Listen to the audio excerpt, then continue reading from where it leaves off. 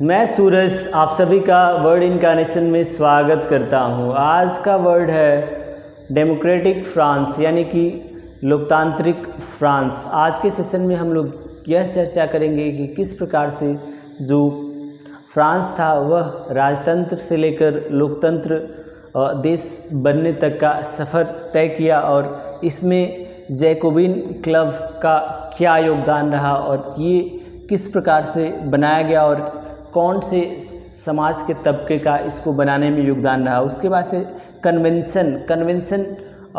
जो नाम है यह कैसे फ्रांसीसी जो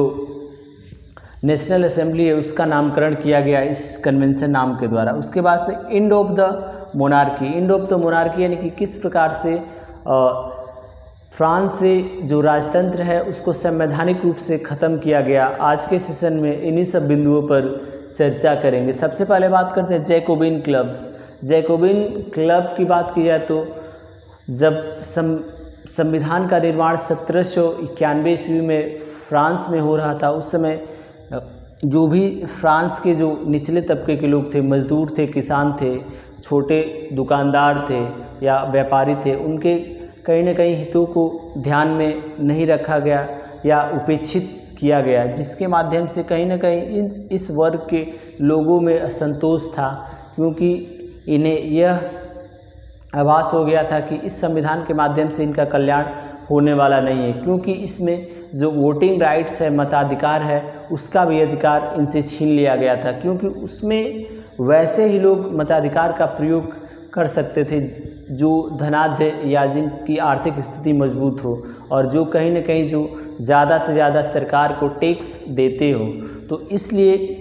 जैकोबिन क्लब गरीब लोगों ने बनाया या वहाँ के जो मज़दूर लोग थे उन्होंने जैकोबिन क्लब को ज्वाइन किया और इसको एक माध्यम बनाया। जब भी वे अपनी बातों को रखते थे या किसी चीज़ को लेकर विरोध करते थे सरकार के खिलाफ़, तो ये आपस में इस क्लब के माध्यम से संगठित होकर एक प्रबल विरोध करते थे। अब बात करते हैं कन्वेंशन की बात की जाए तो 10 अगस्त 1792 ईस्वी में एक बहुत बड़ा आंदोलन हुआ जैकोबिन क्लब के सदस्यों द्वारा, और जो भी समाज में सुधारवादी लोग थे, और राजा और उनके रक्षकों को बंदी बना लिया गया और अंततः फिर से चुनाव कराया गया, जिसके माध्यम से जो भी नई संसद बनी उसका नाम कन्वेंशन रखा गया। और इसी कन्वेंशन के माध्यम से जो मोनार्की यानी राजतंत्र था उसको संवैधानिक रूप से पूर्णतः 21 सितंबर 1792 को पूर्णतः समाप्त कर दिया गया। और जो भी फ्रांस के लोग थे जिनकी उम्र 21 वर्ष से ज़्यादा हो गई थी, औरतों को छोड़कर जो भी पुरुष थे जिनकी उम्र 21 वर्ष से ज़्यादा हो गई, उनको मत देने का पूर्णतः अधिकार दिया गया और इसमें कोई आर्थिक तौर पर भेदभाव नहीं किया गया। धन्यवाद।